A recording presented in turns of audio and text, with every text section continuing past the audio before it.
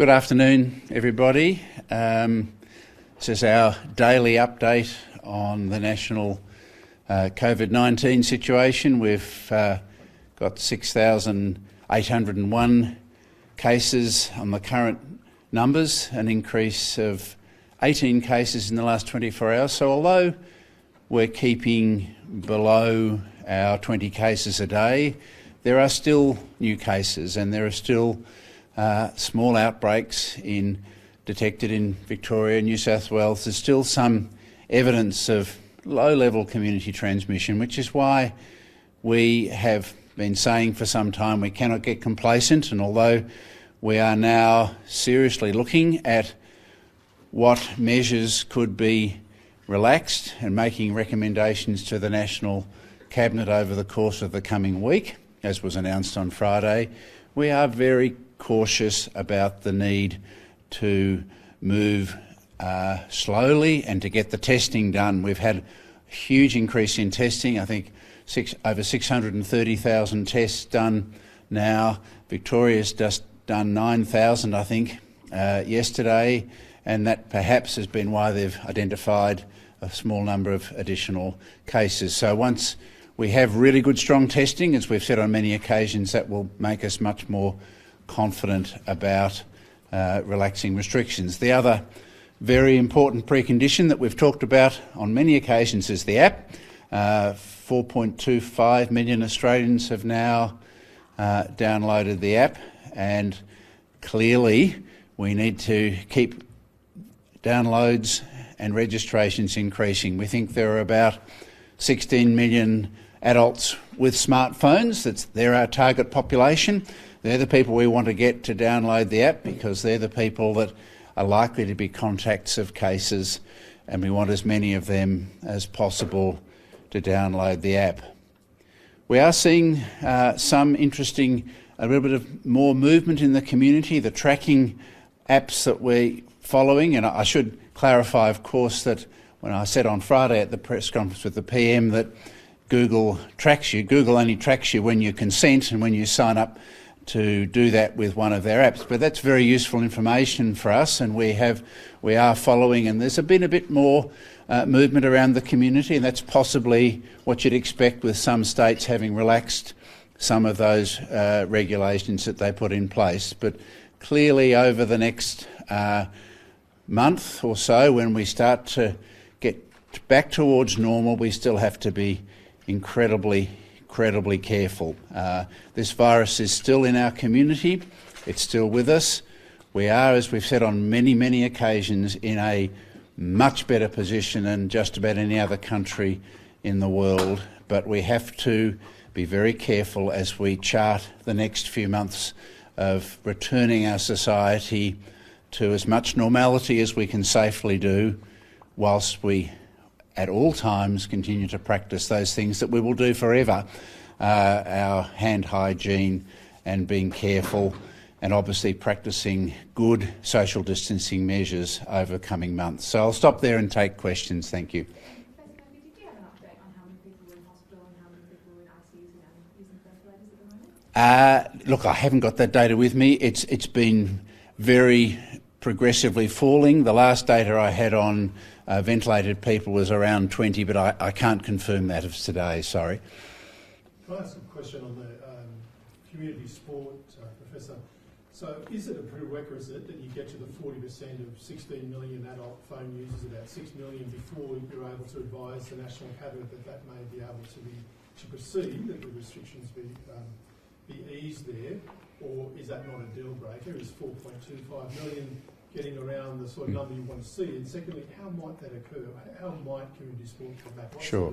So community sport is in the package of measures that we're preparing advice for National Cabinet on. As you know, on Friday National Cabinet approved a set of principles, and particularly we're impressed with the AIS framework for rebooting sport generally, but they wanted us to provide recommendations around starting community sport in line with those AIS recommendations, but as part of the overall package. Because, as I've said on many occasions, what we start next Monday, which is National Cabinet's sort of current time frame, has to be a package that's cautious enough to not put at risk the good work we've done now. So community sport is in that mix, as are gathering sizes and a number of other things that National Cabinet will consider.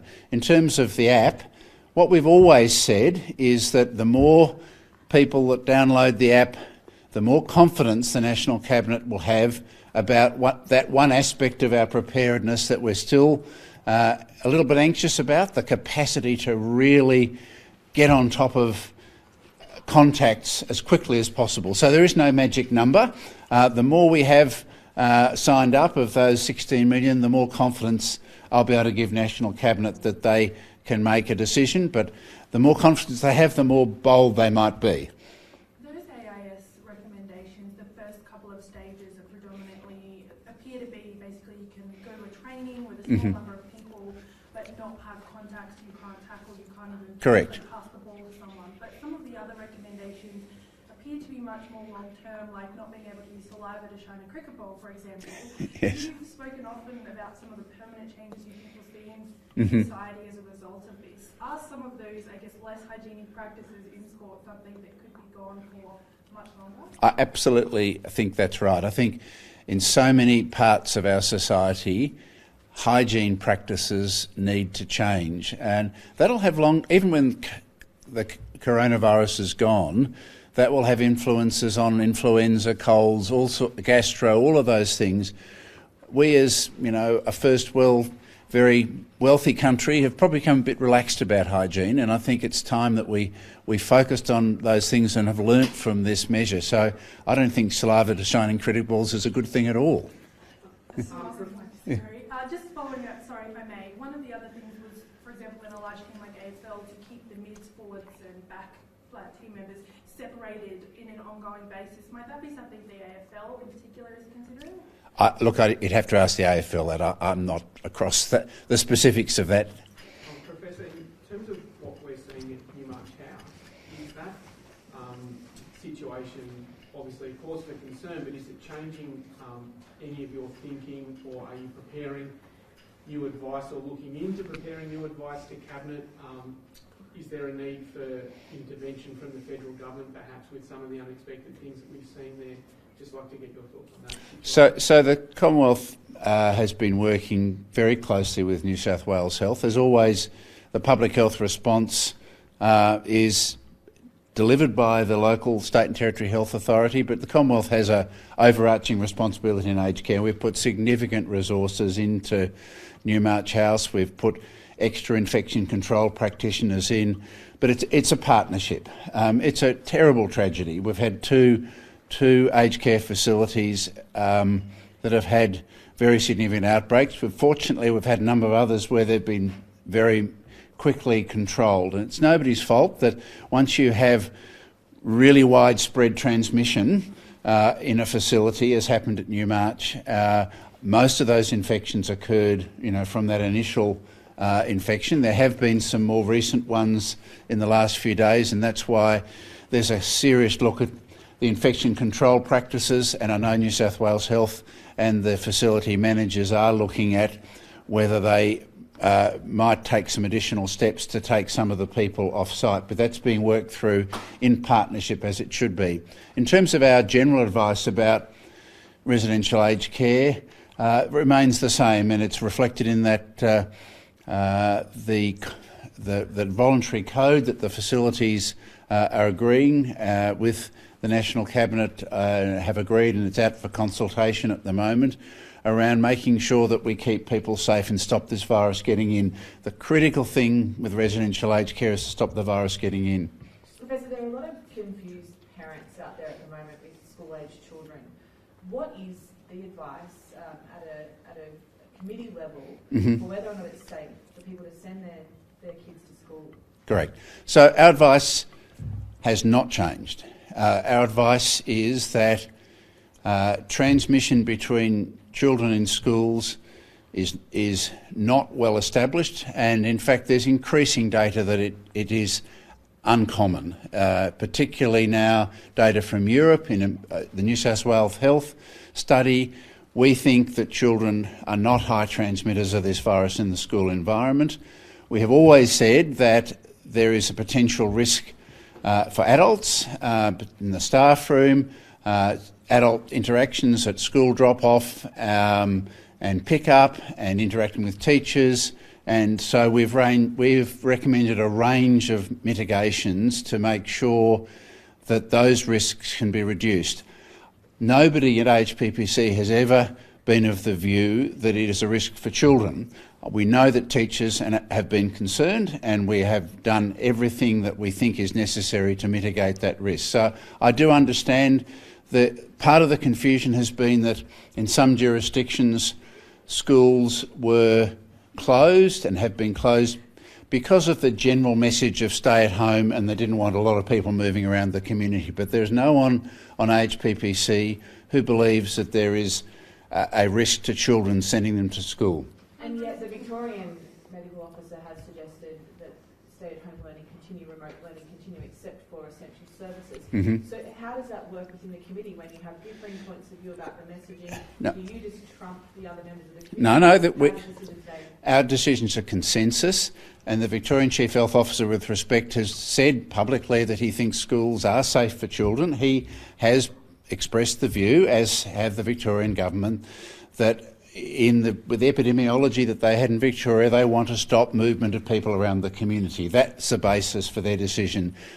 He has never disputed the evidence on the safety for children. So sorry, just to then just carry that through, for him then, in that jurisdiction, do you think that it is wise for them to potentially make the decision that's right for their community and the spread they have there? Is it okay for them to go a different way?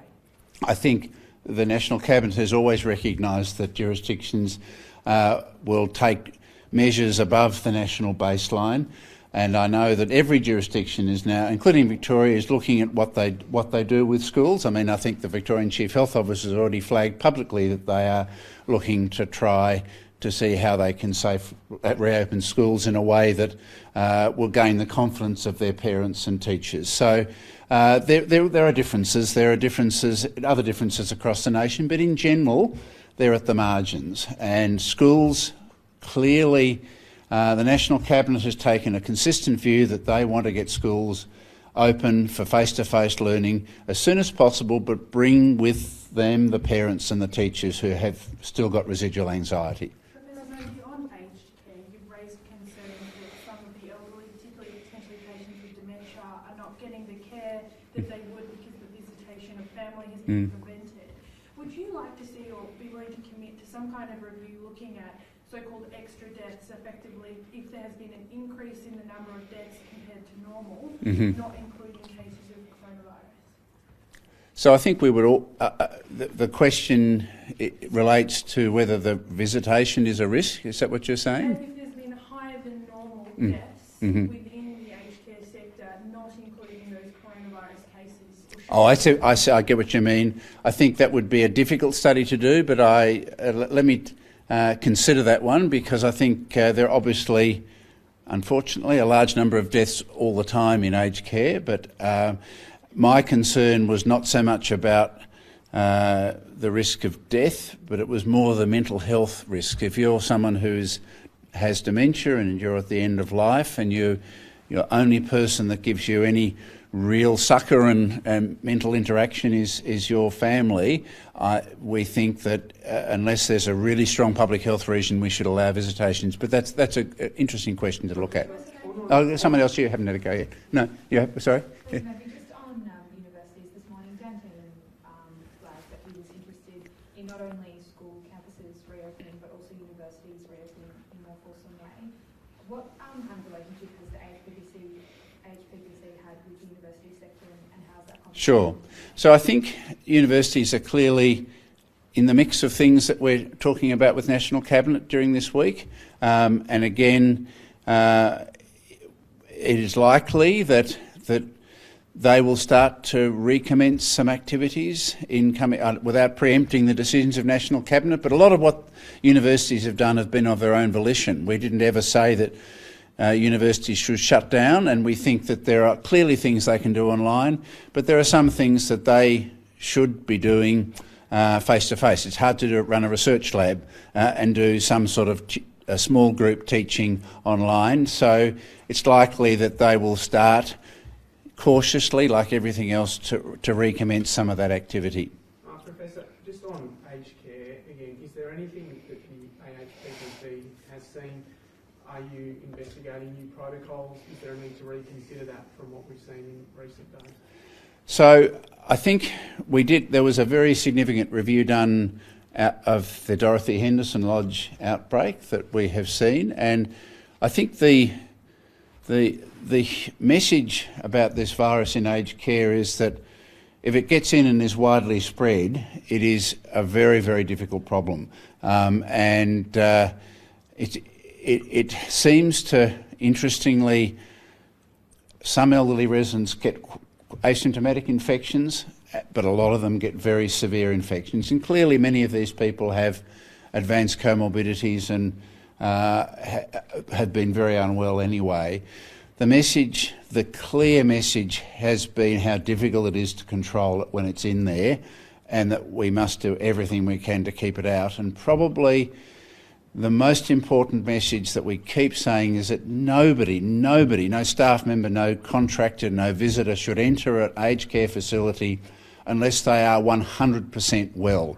If you have a sniffle, a tickle in your throat, a sore throat, do not go into an aged care facility. Go and get a coronavirus test. You can get it now, but stay away. You have to be perfectly well to walk in the door of an aged care facility. That is my message. In that context then, Professor, at the Newmarch facility, is it best for those people to remain in that facility so the outbreak is contained? Because there's some people saying, why aren't they being sent to hospitals or other areas where they can be isolated? Would that just increase the risk of them spreading the virus more widely? Well, I think wherever they're looked after, you should be able to manage infection control and properly. The main reason, my understanding, is that most residents have stayed there is that's where they want to be. And clearly if somebody can benefit from hospital treatment, as happened in Dorothy Henderson and has happened with some Newmarch residents, they are taken to hospital. But in the main, if people have expressed a strong view that they want to stay where they are, that's where they should be looked after. And our philosophy in New South Wales Health's philosophy has been to inreach all of those services that are necessary to make it work. Professor, we have heard information this afternoon that a member of the New Zealand Warriors actually travelled to Tamworth with the rest, and he's going to get a COVID-19 test. Hasn't been diagnosed with anything, but does that information worry you? And do you think that all the members of the team should potentially get a test now while they're in quarantine so we can find out before they start planning if they might be at risk? Well, the value of testing well people is not demonstrated. It only tells you whether you've got the virus at that one time. The most important thing is that they're quarantined for those 14 days. The risk, New Zealand has hardly any cases of the virus. I hadn't heard about this player being tested. I'd be very surprised if it's positive given what's happening in New Zealand at the moment.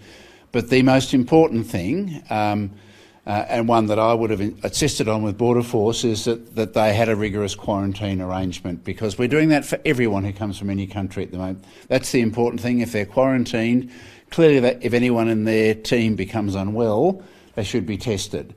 But there's not a lot of value in testing well people, because you could be incubating the virus, it could appear in a few days' time. We don't know what that means. We have one more question. With regards to the changes that the AHPPC is considering that will go to the National Cabinet, could you speak to the timeline when you might expect a first stage? You mentioned Monday potentially, and will you be considering multiple stages at once that we could potentially have a longer term roadmap to give to Australians? Again, that without preempting the decision for National Cabinet, clearly this has to be staged. So there will be a stage 1 and there will be a stage 2, and how many more stages after that is a decision for National Cabinet. But the lessons that we've learnt from overseas is that if you go too quickly and open up things too quickly, you can get a second wave. So our strategy will be to make some cautious, gentle steps in the first instance, to wait a period of time, and you need some weeks to see what the impact of those changes are. And if things are good, and those conditions that we've set out in National Cabinet to monitor still are good, we'll go to another stage, we'll reevaluate, and further stages will depend on how things are going in the epidemiology.